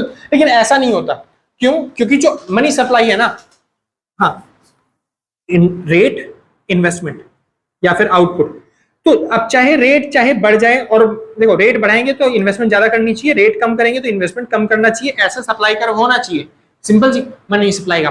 लेकिन बात क्या है ना, क्योंकि हमारे देश के अंदर जो मनी सप्लाई है उसको कंट्रोल करने का काम कौन करती है, आरबीआई। नोट छापने का काम कौन करती है, अभी ये समझो, मनी सप्लाई मतलब होता है नोट छापना, मनी सप्लाई करना, पैसे को सप्लाई करना, नोट छापना, ठीक है। तो नोट छापने का काम कौन करती है, आरबीआई। अब आरबीआई जो है ना, वो रेट के हिसाब से नोट नहीं छापती है। हमारे देश के अंदर आरबीआई नोट को कंट्रोल करके रखती है, मनी सप्लाई को कंट्रोल करके रखती है। तो चाहे रेट बढ़ जाए चाहे रेट घट जाए, मनी सप्लाई में जल्दी से चेंजेस नहीं आते। तो इसका डायग्राम भैया कैसे बनता है, मिटा दो ना ये वाला, जिसको नोट करना भाई फटाफट नोट कर लो। हो गया हुआ नोट? बस फिर आगे चलते हैं, सुनिए ध्यान से। तो मनी सप्लाई का जो डायग्राम है वो कैसे बनता है वो समझते हैं एक बार, ठीक है जी। वैसे तो डायग्राम पॉजिटिवली स्लोप्ड होना चाहिए, लेकिन क्योंकि यहाँ पे आरबीआई इसको कंट्रोल करती है तो मनी सप्लाई का डायग्राम बनता है ऐसा। चाहे अब यहाँ पे इंटरेस्ट रेट बढ़ जाए चाहे इंटरेस्ट रेट घट जाए, जो इन्वेस्टमेंट का अमाउंट होता है या फिर जो मनी सप्लाई का अमाउंट होता है वो हमेशा कांस्टेंट रहता है, उसी पे फिक्स रहता है, समझे जी। यहाँ पे दिखाते हैं रेट क्यों कांस्टेंट रहता है, क्योंकि उससे कंट्रोल कौन करती है? आरबीआई। बस इतना समझ लो बस, आगे चलते हैं। अब बात आती है मनी सप्लाई हो गया, हाँ जी। अब बात आती है मनी डिमांड की। मनी डिमांड क्या होता है? हमारे देश के अंदर लोग खर्चा करने के लिए गवर्नमेंट से पैसा मांगते हैं, और जो हम पैसा मांगते हैं उसी को क्या बोलते हैं? Money demand. इतना समझ में आ गया? और क्योंकि नाम डिमांड है तो ये याद रखना, डिमांड कर्व कैसा बनता है? ऐसा बनता है। तो मनी डिमांड भी कैसा होगा? ऐसे ही होगा, सिंपल जी। बस इसको बोलते हैं मनी डिमांड। यहाँ पे रेट होता है, यहाँ पे इन्वेस्टमेंट होता है, कोई दिक्कत तो नहीं। बस बढ़िया, बहुत अच्छी बात है, आगे चलते हैं। तो मनी डिमांड और मनी सप्लाई की हेल्प से हम डिराइव कर सकते हैं किसको? LM कर्व को। ये रहा मनी डिमांड और ये रहा हमारे पास मनी सप्लाई, कोई दिक्कत तो नहीं। ये रेट हो गया, ये इन्वेस्टमेंट, सिंपल था, कोई दिक्कत तो नहीं, समझ में आ गया? बहुत अच्छी बात है, आगे चलते हैं। तो यहां पे इक्विलिब्रियम था, तो इस जगह पे हमने रेट डिसाइड किया, ये रेट है और ये हमारी इन्वेस्टमेंट का अमाउंट है, कोई दिक्कत तो नहीं, पक्की पक्की बात है, ठीक है। अब देखिए क्या हुआ है, हाँ मनी सप्लाई उतनी कांस्टेंट है, लेकिन इन्वेस्टमेंट देखो, इन्वेस्टमेंट जो है ना गवर्नमेंट भी करती है, इन्वेस्टमेंट जो है वो क्या बोलते हैं प्राइवेट सेक्टर भी कर रहा है, तो इन्वेस्टमेंट में चेंज हो सकता है। मनी सप्लाई में गवर्नमेंट चेंज नहीं करना चाहती, इसलिए मनी सप्लाई क्या रखती है? वो हमेशा कांस्टेंट रखना चाहती है। तो डिमांड तो चेंज होती है, अगर इंटरेस्ट रेट ज्यादा होगा तो हम डिमांड कम करेंगे, यानी कि इन्वेस्टमेंट कम करना चालू करेंगे, हम लोन कम मांगेंगे और इन्वेस्ट मार्केट में क्या होगा? कम। वही समझा रहा हूँ जो यहाँ पे समझाया था, अगर रेट ज्यादा होगा, इंटरेस्ट रेट ज्यादा होगा तो हम लोन की डिमांड क्या करेंगे? कम करेंगे। अब लोन की डिमांड कम कर रहा हूं तो मार्केट में इन्वेस्टमेंट भी क्या होगी? मेरी कम होगी, तो इसलिए डिमांड क्या होती है? कम होती है, चीज होगी। मैं ना बजरी खरीदूंगा, ना मैं रोड खरीदूंगा, ना मैं घर खरीदूंगा, क्योंकि लोन पे पैसा उठाना पड़ेगा और लोन महंगा पड़ रहा है, समझे जी। और वहीं पे रेट कम हो जाएगा तो मैं डिमांड क्या कर दूंगा? उस चीज की बढ़ा दूंगा, यही कर्व होता है। चलो अब इसी कर्व की हेल्प से ना हम यहाँ पे बना सकते हैं, यहाँ पे LM कर्व। कौन सा curve? LM curve. LM curve क्या होता है? L का मतलब होता है जी लिक्विडिटी प्रेफरेंस। क्या होता है? Liquidity preference. और M का मतलब होता है मनी डिमांड। वैसे तो हम इसको मनी सप्लाई भी बोल सकते थे, लेकिन मनी डिमांड बोलते हैं, क्यों? क्योंकि मनी सप्लाई क्या होती है? कांस्टेंट, किसके द्वारा? आरबीआई के द्वारा, इसलिए चेंज इसमें होता है बस खाली मनी डिमांड में। आप क्योंकि मनी डिमांड में चेंज होता है, इसलिए कर्व जो होता है अफेक्ट किसके होगा? मनी डिमांड से अफेक्ट होगा, मनी डिमांड से अफेक्ट होगा, इसलिए कर्व कैसा बनेगा? पॉजिटिवली स्लोप बनेगा। और ये समझा रहा हूं कैसे। यहाँ पे रेट था तो यहाँ पे रेट था, इसी से देख लो, यहाँ पे रेट था तो यहाँ पे, तो यहाँ पे आ गया, ये रहा हमारा इन्वेस्टमेंट अमाउंट। इस रेट पे हम इतनी इन्वेस्टमेंट करना चाह रहे हैं, सिंपल था। अब क्या हो गया, मान लेते हैं एकदम से क्या बोलते हैं हमारी मनी की डिमांड क्या हो गई? बढ़ गई, हम विदेश जाना चाहते हैं, हमको और ज्यादा पैसे चाहिए, किससे? आरबीआई से, तो हमने मनी डिमांड बढ़ा दिया। मनी डिमांड बढ़ाने से क्या होगा? मनी डिमांड बढ़ने से वो राइट वर्ड शिफ्ट हो जाएगी, देख रहे हो, राइट में शिफ्ट कर दिया मैंने मनी डिमांड को। अब राइट में तो शिफ्ट हुआ, लेकिन क्या मनी सप्लाई शिफ्ट होगा राइट में? राइट में शिफ्ट होता तो यहीं पे रहता हमारा इक्विलिब्रियम, लेकिन मनी सप्लाई तो चेंज नहीं हो रहा, क्योंकि आरबीआई उसको फिक्स कर रही है, इसलिए हमारा इक्विलिब्रियम पॉइंट यहाँ पे ऊपर पहुंच जाएगा। अब क्योंकि मनी सप्लाई का ऊपर पहुंच गया पॉइंट, तो इसलिए आरबीआई को रेट्स क्या करने पड़ेंगे? बढ़ाने पड़ेंगे, क्योंकि लोग ज्यादा डिमांड कर रहे हैं पैसों की। आरबीआई रेट बढ़ा देगी तो लोग डिमांड क्या करेंगे? पैसों की कम करेंगे, ऐसे ही होगा, है ना जी। तो रेट आरबीआई ने क्या कर दिए हैं? बढ़ा दिए। अब रेट बढ़ाने से क्या होता है? इन्वेस्टमेंट पे क्या फर्क पड़ेगा? इन्वेस्टमेंट बढ़ जाएगी। कह रहा भैया अभी तो आपने बताया था यहाँ पे रेट बढ़ाने से इन्वेस्टमेंट बढ़ जाती है। देखो ये ऐसा होता है कि जो डिमांड करने वाले लोग होते हैं ना, उनके ऊपर डिपेंड करता है, इसलिए मैंने IS कर्व बताया था ऐसा कि रेट बढ़ाएंगे लोग, लोन कम मांगेंगे, लोग तो फिर क्या बोलते हैं इन्वेस्टमेंट क्या होगी? कम होगी, सिंपल ना, मैंने वो बताया था। यहाँ पे ये कौन सा कर्व है? ये सप्लाई कर्व दिखाई दे रहा है, ये LM कर्व दिखाई दे रहा है। ये यहाँ पे क्या हो रहा है? लोग ज्यादा डिमांड कर रहे हैं, तो जो प्राइवेट सेक्टर्स वाले हैं, प्राइवेट इंस्टीट्यूशंस होते हैं, वहां से लोग ज्यादा लोन लेना चालू कर देते हैं, वहां से लोन लेना चालू कर देते हैं, ज्यादा इंटरेस्ट रेट पे इन्वेस्टमेंट भी क्या होती है? ज्यादा बढ़ती है, क्योंकि लोग सप्लाई प्राइवेट सेक्टर वाले क्या करना चाहते हैं? ज्यादा करना चाहते हैं, इसलिए इन्वेस्टमेंट क्या हो जाता है? बढ़ जाता है। फिलहाल ज्यादा जोर मत दो दिमाग पे, दिमाग की नसें फट जाएंगी। फिलहाल अभी ये LM कर्व हो गया हमारा, वो किस पे डिपेंड करता है? मनी डिमांड के ऊपर इफेक्ट करता है, मतलब मनी डिमांड के ऊपर डिपेंड करता है। मनी की डिमांड अगर बढ़ेगी तो वो राइटवर्ड शिफ्ट नहीं होगा, क्या होगा? एक्सपेंशन होगा, सिंपल जी। और अगर मनी डिमांड क्या होती है? घट जाती है, तो फिर वो क्या हो जाएगा? कॉन्ट्रैक्शन हो जाएगा, नीचे की तरफ आ जाएगा, सिंपल इतना, कोई दिक्कत नहीं। इसे बोलते हैं IS कर्व, इसे बोलते हैं LM कर्व। और यहां से इक्विलिब्रियम कैसे पता चलेगा? IS LM से, यूरो जी IS कर्व और ये लो जी, ये बन गया हमारा एलएम कर्व। जहां पे ये इंटरसेक्ट करते हैं एक दूसरे को, वहीं पे जो रेट है वो फिक्स की जाती है और वहीं पे जो क्वांटिटी है वो फिक्स करी जाती है। कोई दिक्कत तो नहीं? समझ में आ गया होगा? बहुत अच्छी बात है।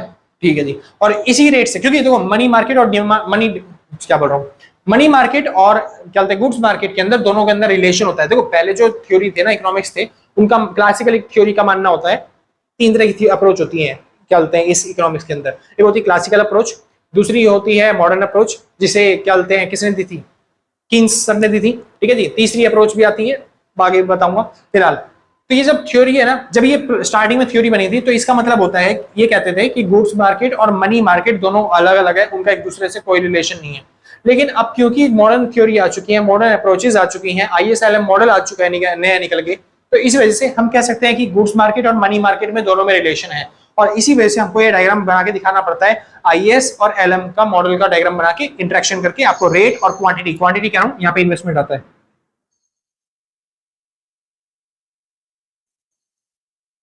यहाँ पे जितने भी डायग्राम बनाए हैं, मेरी आदत है समय मैं क्वांटिटी लिख देता हूँ, आपको नीचे इन्वेस्टमेंट लिखना है, या फिर आप याद रखो तो GDP भी लिख सकते हो। सिंपल जी। तो इसको बोलते हैं ISLM मॉडल। अच्छा, अब बात आती है, चलो अब अगले टॉपिक में करते हैं, फिलहाल मिनटों के समझाना पड़ेगा। अगर इनमें शिफ्ट हो जाए तो फिर यहाँ पे क्या डायग्राम पे क्या इफेक्ट पड़ेगा वो समझाना पड़ेगा। ठीक है जी। चलो, तो जिसको एक बार उतारना है उतार लो फटाफट से। ये मैंने समझाया था आपको, गुड्स मार्केट और मनी मार्केट के अंदर क्या बोलते हैं, IS कर्व कैसे बनता है, LM कर्व कैसे बनता है, और ISLM मॉडल होता क्या है, कैसे वो इंटरेक्शन करते हैं, कैसे रेट, किस रेट पे कितनी इन्वेस्टमेंट करी जाएगी वो कैसे डिसाइड होता है। सिंपल जी। यहाँ पे खत्म होता है आपका ISLM मॉडल। अब मैं चालू करूंगा इंटरेक्शन बिटवीन AD और AS। AD और AS के बीच में इंटरेक्शन करवाना है, और ये ज्यादा मुश्किल है नहीं। ये जो IS कर्व होता है ना, इसी को हम बोलते हैं aggregate demand curve. LM curve को ही बोलते हैं एग्रीगेट सप्लाई कर्व, क्योंकि दोनों की शेप ही देख लो, डिमांड कर्व जैसा दिखाई दे रहा है IS कर्व, LM कर्व कैसे दिखाई दे रहा है, एग्रीगेट सप्लाई जैसा। तो बस इसी को हम बोलते हैं डिमांड कर्व और सप्लाई कर्व। अब हमको इंटरेक्शन बिटवीन सीखना है AD और AS, तो इसका मतलब क्या है कि अगर IS कर्व में चेंजेस आते हैं कुछ, या फिर LM कर्व में कोई चेंज आते हैं, मतलब शिफ्ट होते हैं, तो फिर इससे इक्विलिब्रियम पे क्या इफेक्ट पड़ेगा, बस इतना समझना है हमको। सिंपल। चलो, तो जिसको नोट करना है फटाफट से एक बार नोट करो, फिर हम आगे चलते हैं, शिफ्ट का इफेक्ट बताते हैं आपको। ठीक है जी। आराम से नोट कर लियो भाई, कोई दिक्कत हो तो बता दियो एक बार। हाँ भाई, तो शुरू करते हैं। अब टॉपिक आता है interaction between AD and AS। Simple है ना। चलो जी, अब इंटरेक्शन सीखना है AD और AS के बीच में कैसे इंटरेक्शन होता है। जैसे मैंने अभी आपको समझाया, ये होता है हमारा IS कर्व, जिसको हम मैं आपसे बोलूंगा AD curve, aggregate demand curve. और क्या बोलते हैं, ये होता है हमारा LM कर्व, जिसको मैं आपसे बोलूंगा भाई एग्रीगेट सप्लाई कर्व। सिंपल इतना। चलो, इतना याद रख लेना बस खाली। जहां पे ये इंटरसेक्ट करते हैं, वहीं पे जो रेट होते हैं वो फिक्स हो जाते हैं, और वहीं पे इन्वेस्टमेंट का अमाउंट, या फिर आप कह सकते हो आउटपुट, वो फिक्स हो जाता है। सिंपल इतना। अच्छा, यहाँ पे अगर आप एग्रीगेट डिमांड और एग्रीगेट सप्लाई लिख रहे हो ना, तो यहाँ पे प्राइस लेवल लिखना। क्या लिखना? Price level. क्योंकि डिमांड और सप्लाई जहां पे भी वर्ड आ जाते हैं ना, वहां पे प्राइस आने लग जाता है, रेट नहीं आता, क्या आता है, प्राइस आता है। सिंपल जी। तो प्राइस और आउटपुट लेवल लिखना है, वो ज्यादा बेटर रहता है। इन्वेस्टमेंट लिख सकते हो इसकी जगह पे, बस वहां पे रेट का ध्यान रखना, रेट की जगह क्या लिखना, प्राइस, बाकी और कुछ नहीं है। सिंपल। शुरू करते हैं। अब बात आती है इंटरेक्शन कैसे होता है, यानी अगर किसी चीज में शिफ्ट हो जाए तो फिर एग्रीगेट डिमांड और एग्रीगेट सप्लाई इक्विलिब्रियम कैसे डिसाइड करेंगे दोबारा से। तो समझिए ध्यान से। यहाँ पे आप दो तरह की पॉलिसी आती है। कितने तरह की पॉलिसी? दो तरह की। पहली होती है फिस्कल पॉलिसी, और दूसरी होती है मॉनेटरी पॉलिसी।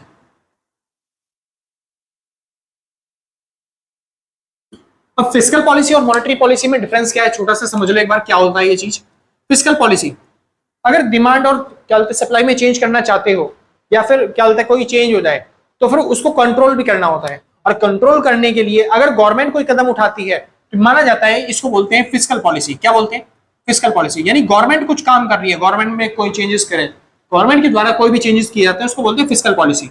और फिस्कल पॉलिसी के अंदर गवर्नमेंट क्या क्या चेंजेस कर सकती है? पहला चीज, टैक्स रेट को गवर्नमेंट या तो बढ़ा सकती है या फिर घटा सकती है। सब्सिडीज गवर्नमेंट या तो बढ़ा सकती है या फिर घटा सकती है। या फिर गवर्नमेंट एक्सपेंडिचर्स, जो गवर्नमेंट खर्चे करती है अपने, वो बढ़ा सकती है या फिर घटा सकती है। ये सब काम गवर्नमेंट के होते हैं। मॉनेटरी पॉलिसीज, जब आरबीआई के द्वारा किसी चीज को चेंज किया जाता है, कंट्रोल किया जाता है, तो उसको बोलते हैं मॉनेटरी पॉलिसीज। अब मॉनेटरी पॉलिसीज में आरबीआई कैसे कंट्रोल करता है? तो आरबीआई कंट्रोल करता है मनी सप्लाई को, बस उसी को कंट्रोल करने के लिए आरबीआई क्या क्या कर सकता है? आरबीआई CRR, SLR, इन सबको बढ़ा सकता है या फिर घटा सकता है। बैंक रेट, रेपो रेट, इन सबको बढ़ा सकता है या फिर घटा सकता है। देखो जी, अभी ये सब टर्म्स क्या होती हैं वो समझाना थोड़ा सा मुश्किल हो जाएगा आपके लिए। बस ये मान के चलो कि जो CRR, SLR, बैंक रेट और रेपो रेट होती है, ये वो पैसा होता है जो RBI कहता है मेरे को दो, समझे? मार्केट में मत भेजो ये पैसा, किसको दो? मेरे को दो ये पैसा। सिंपल। उसको क्या बोलते हैं हम? Monetary policies. इतना समझ आ गया? कोई दिक्कत तो नहीं। RBI कहता है मेरे को थोड़ा पैसा दे दो, जैसे बैंकों के पास 100 रुपए, RBI कहता है 20 रुपए 30 रुपए मेरे को दे दो, और मार्केट में बाकी जो पैसा बच गया वो भेजो, ताकि मार्केट में लोगों को पैसा क्या हो जाए? कम हो जाए, समझे? तो इस तरीके से RBI कदम उठाता है। बाकी किसी दिन टाइम मिलेगा, अच्छे तरीके से आप पढ़ना चाहोगे इकोनॉमिक्स तो मैं डीपली समझाऊंगा आपको ये सब टर्म्स क्या होती हैं। वैसे आपको आता होगा, बचपन में सीखा होगा, 12वीं क्लास के टर्म्स है ये, CRR, SLR, ये सब चीजें। चलो जी शुरू करते हैं फिलहाल। अब समझिए, फिस्कल पॉलिसीज के अंदर भी दो टर्म्स आती हैं। पहला होता है फिस्कल एक्सपेंशन। फिस्कल एक्सपेंशन, जब भी फिस्कल पॉलिसी की वजह से हमारा आउटपुट का लेवल बढ़ जाता है तो उसको बोलते हैं फिस्कल एक्सपेंशन। दूसरा होता है fiscal contraction. Fiscal contraction, fiscal contraction मतलब जब भी फिस्कल पॉलिसीज की वजह से, गवर्नमेंट के टैक्स, सब्सिडी और गवर्नमेंट एक्सपेंडिचर की वजह से हमारा आउटपुट का लेवल घट जाता है तो इसको बोलते हैं क्या? Fiscal contraction. इतना समझ में आ गया? बहुत अच्छी बात है। मॉनेटरी पॉलिसीज में भी दो टर्म्स आती हैं। पहला होता है मॉनेटरी एक्सपेंशन और दूसरा होता है मॉनेटरी कॉन्ट्रैक्शन। वही सीधी सी बात, RBI की वजह से अगर कोई आउटपुट का लेवल बढ़ रहा है तो उसको बोलते हैं मॉनेटरी एक्सपेंशन, और RBI की वजह से आउटपुट का लेवल घट रहा है तो इसको बोलते हैं मॉनेटरी कॉन्ट्रैक्शन। इतना समझ में आ गया? बहुत ईजी है, ज्यादा मुश्किल नहीं है। अब इससे देखना है कि हमारे इक्विलिब्रियम पे क्या इफेक्ट पड़ता है। चलो जी, सबसे पहला मान लेते हैं ये हो गया हमारा एग्रीगेट डिमांड, जिसको हम IS कर्व बोलते हैं। ये हो गया हमारा LM कर्व, जिसको हम एग्रीगेट सप्लाई बोलते हैं। इस जगह पे था हमारे पास इक्विलिब्रियम, यहाँ पे था हमारा रेट ऑफ इंटरेस्ट और यहाँ पे था हमारा इन्वेस्टमेंट, या फिर जिसको हम आउटपुट बोलते हैं। पेपर में आप यहाँ पे प्राइस लेवल ही लिख के आना, ठीक है जी, ज्यादा इजी रहेगा। प्राइस लेवल या फिर खाली प्राइस भी लिखोगे चल जाएगा। इसको बोलते हैं हम एग्रीगेट डिमांड और इसको बोलेंगे एग्रीगेट सप्लाई। अब समझिए, पहले बात कर लेते हैं फिस्कल पॉलिसीज की। फिस्कल पॉलिसीज में क्या होता है? गवर्नमेंट के द्वारा या तो टैक्स बढ़ाया जाएगा, गवर्नमेंट एक्सपेंडिचर बढ़ाएगी, सब्सिडी में चेंज करेगी, ये सब काम करती है। अब सुनिए, मैं थोड़ा सा टॉपिक चलने लेके चल रहा हूँ। पहले एक्सपेंशन वाला टॉपिक सिखा देता हूँ, जिसकी वजह से गवर्नमेंट को एक्सपेंड करना पड़ेगा, ठीक है जी। चलो, एक्सपेंशन, गवर्नमेंट अपना एक्सपेंडिचर बढ़ाया है, या फिर आप कह सकते हो गवर्नमेंट ने सब्सिडी देना चालू कर दिया, या फिर आप कह सकते हो गवर्नमेंट ने टैक्स का रेट क्या कर दिया? कम। अब गवर्नमेंट ने अगर टैक्स कम कर दिया है, गवर्नमेंट आप लोगों से टैक्स कम ले रही है, मतलब आप जो अपने पास पैसा है गवर्नमेंट को आपको कम देना पड़ेगा, तो आप उस पैसे को कहीं जगह पे लगा सकते हो, इन्वेस्टमेंट की जगह पे, यानी कि इन्वेस्ट कर सकते हो उस पैसे को, जिससे मार्केट में इन्वेस्टमेंट क्या हो सकती है? बढ़ सकती है। तो सीधी सी बात मैंने क्या बताई, मार्केट में अगर इन्वेस्टमेंट बढ़ सकती है, और वो भी किसने किया है? गवर्नमेंट ने किया है। गवर्नमेंट के द्वारा करी गई इन्वेस्टमेंट से मार्केट में इन्वेस्टमेंट बढ़ सकती है। अब मार्केट में इन्वेस्टमेंट बढ़ेगी तो इसमें किसमें चेंज आएगा? इसमें चेंज आता है जी IS कर्व में। किसमें चेंज आएगा? IS कर्व में। क्योंकि जो LM कर्व होता है वो किस पे डिपेंड होता है? वो तो मनी मार्केट पे डिपेंड होता है। किस पे डिपेंड होता है? मनी मार्केट पे। और मनी मार्केट में चेंजेस किस में आते हैं? जब मनी मार्केट में चेंज आते हैं, यानी कि मनी डिमांड और मनी सप्लाई में चेंज आता है, समझे? IS कर्व में जो चेंजेस होते हैं वो किसकी वजह से होते हैं? ज्यादातर फिस्कल पॉलिसीज की वजह से। आगे चलते हैं। अब यहाँ पे इन्वेस्टमेंट बढ़ रही है। अब क्योंकि यहाँ पे इन्वेस्टमेंट बढ़ रही है तो जो हमारा IS कर्व होगा वो राइटवर्ड शिफ्ट हो जाएगा। मैं बता रहा था, जो IS कर्व होता है, अगर रेट में चेंज आता है, इंटरेस्ट रेट में, गवर्नमेंट ने बोला कि मैं इंटरेस्ट रेट को बढ़ा रही हूँ, घटा रही हूँ, जैसे यहाँ पे RBI बोले कि मैं इंटरेस्ट रेट बढ़ा रही हूँ, घटा रही हूँ, तब ये थोड़ा सा क्या बोलते हैं, वो होगा, मूवमेंट होगा इसके अंदर। लेकिन अभी हमको क्या करना है, क्योंकि गवर्नमेंट ने एक्सपेंडिचर कर दिया, गवर्नमेंट ने इन्वेस्टमेंट को ही बढ़ा दिया सीधा, तो IS कर्व हमारा क्या हो जाएगा? Rightward shift. और जैसे ही ये राइटवर्ड शिफ्ट होगा, एग्रीगेट डिमांड हमारा नया बन जाएगा। तो इक्विलिब्रियम कहाँ पे चला गया? पहले इक्विलिब्रियम था इस पॉइंट पे, जहां पर पुराना एग्रीगेट डिमांड और पुराना एग्रीगेट सप्लाई था। अब नया एग्रीगेट डिमांड यहां से हटके यहां पे आ चुका है, तो इसलिए अब इक्विलिब्रियम कहां पे बनेगा? इस पॉइंट पे। ये बन गया हमारा नया इक्विलिब्रियम पॉइंट, और यहीं पे डिसाइड होगा प्राइस का लेवल, और यहीं पे डिसाइड होगा हमारा GDP। तो गवर्नमेंट के इन्वेस्टमेंट करने से, गवर्नमेंट के सब्सिडीज को बढ़ाने से, गवर्नमेंट के टैक्स रेट को कम करने से हमको फायदा हुआ। क्या फायदा हो गया? एक तो प्राइस का लेवल बढ़ गया मार्केट में, और इन्वेस्टमेंट या फिर GDP देश की क्या हो गई है? वो बढ़ गई है। देश में लोग ज्यादातर इन्वेस्ट करना चालू कर दिया है। सिंपल इतना, कोई दिक्कत नहीं, बहुत अच्छी बात है। और वहीं पे अगर गवर्नमेंट इसका उल्टा करती, टैक्स रेट को बढ़ा देती, सब्सिडी को घटा देती, इन्वेस्टमेंट को घटा देती, तो इससे क्या होता? ये वो जो डिमांड करता वो अंदर की तरफ आ जाता, यानी कि जो इक्विलिब्रियम होता वो इस जगह पे होता, E2, प्राइस लेवल गिर जाता और इन्वेस्टमेंट का अमाउंट भी क्या हो जाता? कम हो जाता। कोई दिक्कत तो नहीं, पक्की बात। बढ़िया। ये था इंटरेक्शन एग्रीगेट डिमांड का, कि एग्रीगेट डिमांड में शिफ्ट होगा तो फिर उससे इक्विलिब्रियम पे क्या इफेक्ट पड़ेगा। अब बात करते हैं एग्रीगेट सप्लाई। ये हो गया एडी, ये हो जाता है as, aggregate supply. Price level, output, simple है ना। चलिए अब बात करते हैं एग्रीगेट सप्लाई की। बात आती है मॉनेटरी पॉलिसीज। मॉनेटरी पॉलिसीज वो पॉलिसीज जो आरबीआई बनाती है। अब आरबीआई क्योंकि कंट्रोल करती है किसको, मनी सप्लाई को। आरबीआई किसको कंट्रोल करती है, मनी सप्लाई को, और ये मनी डिमांड है, ठीक है जी। अब समझिए मनी डिमांड क्योंकि मार्केट पे डिपेंड होती है कि मार्केट कितने क्या बोलते हैं पैसों की डिमांड कर रही है। मेन आरबीआई के कंट्रोल में क्या होता है, मनी सप्लाई। आरबीआई या तो मनी सप्लाई को बढ़ा सकती है या फिर घटा सकती है। वैसे तो ज्यादातर वो कांस्टेंट ही रखती है, इंटरेस्ट रेट से अफेक्ट नहीं होती, लेकिन कई बार गवर्नमेंट क्या होती है इन्फ्लेशन डिफ्लेशन को कंट्रोल करने के लिए, इक्विलिब्रियम डिसाइड करने के लिए मनी सप्लाई को चेंज भी कर देती है। तो मान लेते हैं गवर्नमेंट ने मनी सप्लाई को चेंज कर दिया, ये बन गया हमारा नया मनी सप्लाई। अब क्योंकि मनी सप्लाई हमारा चेंज हो गया, नया मनी सप्लाई बन गया, तो इक्विलिब्रियम पॉइंट यहाँ से यहाँ पे आ जाएगा। अब इसकी वजह से क्या होगा, जो इक्विलिब्रियम पॉइंट हमारे यहाँ पे बनना चाहिए था, आईएस कर्व जो हमारा दिखाई दे रहा है, दिखाई नहीं दे रहा,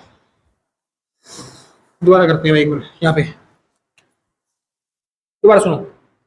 ये था मनी सप्लाई, ये था मनी डिमांड, ये रहा हमारा इक्विलिब्रियम पॉइंट, सिंपल। अब इसकी वजह से हमारा जो एलएम कर्व बनता है वो कुछ ऐसा बनता है, यहां पे बनता है, सिंपल जी। एलएम कर्व हमारा ऐसा बनता है। अब गवर्नमेंट ने क्या कर दिया, मतलब मनी सप्लाई को एकदम से क्या कर दिया, बढ़ा दिया। अब क्योंकि गवर्नमेंट ने मनी सप्लाई को एकदम से बढ़ा दिया है, देखो अगर वो रेट में चेंज करती तब तो मैं बोलता कि हम ऊपर से नीचे आ गए, नीचे से ऊपर चले गए, ऐसा कुछ बोलता। क्योंकि हम रेट में चेंज होता है तब यहाँ पे मूवमेंट करते हैं, वो रोटेशन करते हैं। लेकिन अभी उसने क्या किया है, मनी सप्लाई गवर्नमेंट ने क्या कर दिया है, बढ़ा दी है। अब मनी सप्लाई बढ़ाने से क्या हो गया, रेट तो वही है, बस मनी सप्लाई बढ़ गई है। मनी सप्लाई बढ़ानी है तो अब क्या करा जाए, इक्विलिब्रियम पहले मान लेते हैं हमारा यहाँ पे था, तो अब इक्विलिब्रियम कहाँ पे होना चाहिए, इस जगह पे होना चाहिए, क्योंकि मनी सप्लाई बढ़ गई है। इसलिए हमारा जो सप्लाई कर्व होता है ना, एलएम कर्व जो होता है वो भी शिफ्ट होकर इधर आ जाता है। यानी जो एलएम यहाँ पे था वो अब एलएम शिफ्ट होकर इधर पहुंच जाता है, समझे जी। क्योंकि गवर्नमेंट ने क्या कर दिया, ज्यादा पैसा मार्केट के अंदर इन्वेस्टमेंट कर दिया, ज्यादा पैसा इन्वेस्ट किया तो फिर इसलिए एलएम कर्व भी क्या हो जाता है, शिफ्ट। सीधी सी बात, अगर मनी सप्लाई बढ़ जाती है तो देश में ज्यादा पैसा आएगा, ज्यादा पैसा आएगा तो फिर सप्लाई कर्व हमारा क्या हो जाएगा, बढ़ जाएगा। सप्लाई कर्व बढ़ेगा तो एएस बढ़ जाएगा, एएस बढ़ेगा तो इक्विलिब्रियम क्या हो जाएगा हमारा, एएस यहाँ से यहाँ पे आ गया नया एएस। तो इक्विलिब्रियम पहले जो हमारा यहाँ पे था, इस जगह पे इक्विलिब्रियम था, अब सप्लाई यहाँ से यहाँ पे चला गया है, तो अब इक्विलिब्रियम पॉइंट कहाँ पे बन रहा है, इस जगह पे, तो ये बन गया हमारा नया इक्विलिब्रियम पॉइंट। तो रेट ऑफ इंटरेस्ट पे क्या फर्क पड़ा कि रेट ऑफ इंटरेस्ट घट गए और इन्वेस्टमेंट का अमाउंट बढ़ गया, कोई दिक्कत तो नहीं। सेम इसी तरीके से अगर गवर्नमेंट चाहती है कि वो मनी सप्लाई को कम कर दे, मनी सप्लाई को कम करने से क्या होगा, इक्विलिब्रियम पॉइंट हमारा ऊपर चला जाएगा। अब ऊपर जाएगा इक्विलिब्रियम कर्व, तो इससे क्या होगा, एलएम कर्व हमारा इस साइड यानी कि लेफ्टवर्ड शिफ्ट होगा। लेफ्टवर्ड शिफ्ट होने का मतलब है यहाँ पे आ जाएगा हमारा एलएम कर्व। एलएम कर्व मतलब वही as curve, aggregate supply curve. तो बस आप इसको ऐसे बना सकते हो, एलएम कर्व यहाँ पे आ जाएगा हमारा एग्रीगेट सप्लाई टू, इस तरीके से। और इक्विलिब्रियम कहाँ पे चला जाएगा, इक्विलिब्रियम पहले यहाँ पे था, ये पुराना एग्रीगेट सप्लाई, ये पुराना एग्रीगेट डिमांड कहाँ पे इंटरेक्ट कर रहे हैं, यहाँ पे, तो ये इक्विलिब्रियम था पुराना। अब हमारा इक्विलिब्रियम कहाँ पे चला जाएगा, एग्रीगेट सप्लाई यहाँ से हटके यहाँ पे चला गया है, तो अब इक्विलिब्रियम कहाँ पे होगा, इस पॉइंट पे। तो ये बन गया हमारा इक्विलिब्रियम टू, ये हो गया हमारा प्राइस लेवल, और यहाँ पे हो जाएगा हमारा इन्वेस्टमेंट का लेवल, सिंपल जी। तो ये था हमारा interaction between aggregate supply and aggregate demand, कोई दिक्कत तो नहीं। यहाँ पे खत्म होता है हमारा ये जो पूरा चैप्टर था, chapter number 2, determination of equilibrium output. तो हमने यहाँ पे निकालना सीखा कि इक्विलिब्रियम क्या होता है और उसके इक्विलिब्रियम की हेल्प से हम आउटपुट कैसे डिटरमाइन करते हैं कि इन्वेस्टमेंट ज्यादा होगी या फिर इन्वेस्टमेंट कम होगी, देश के अंदर प्रोडक्शन ज्यादा होगा या फिर प्रोडक्शन कम होगा। तो मेरी तरफ से भाई मैंने अच्छे तरीके से समझा दिया। अगर आपको फिर भी कोई डाउट रह गया तो नीचे कमेंट बॉक्स में बता देना, ठीक है जी। हम कोशिश करेंगे आपके डाउट्स क्लियर करने के लिए फिलहाल, बाकी और तो कुछ रह नहीं गया। तो आज के लिए बस इतना ही, मिलते हैं कल। अच्छा एक चीज और, वेट, आराम से ध्यान से सुन के जाओ। क्या, अगर आप नोट्स परचेज करना चाहते हो, ठीक है जी, तो आप इस नंबर पर कांटेक्ट करके जो भी मिनिमम अमाउंट होगा वो व्हाट्सएप पे पेमेंट करने के बाद आराम से नोट्स परचेज कर सकते हो, सिंपल जी। इजी वे में आपको अच्छे तरीके से समझ में आए, ऐसी लैंग्वेज में नोट्स लिखे हुए, जितना मैंने समझाया वो आपको वहां पे मिल जाएगा नोट्स के अंदर, सिंपल जी। चलिए तो आज के लिए बस इतना ही, मिलते हैं कल सेम टाइम सेम जगह, टाटा बाय बाय। और एक चीज और, अगर आपको बाकी प्लेलिस्ट के चैप्टर्स देखने हैं तो डिस्क्रिप्शन में आपको लिंक दे रखे होंगे सारे चैप्टर्स के, आप जाके चेकआउट कर सकते हो। और आज के लिए बस इतना ही, मिलते हैं कल सेम टाइम सेम जगह, और टाटा बाय बाय, ठीक है जी। और जिसने लाइक शेयर सब्सक्राइब कर दिया भाई वो क्या बोलते हैं उसके लिए सच बता रहा हूँ दिल से थैंक यू है। और जिसने नहीं कर दिया कोई दिक्कत नहीं, आराम से कर दिया, बाद में कोई आफत नहीं आ रही है। Bye bye. 4 बार कह दिया भैया, जाओ भी अब, थैंक यू भाई। ऐसे ऐसे बात आ गया भाई, जिसको नोट करना है भाई फटाफट से नोट कर लियो। ठीक है जी, बाय बाय।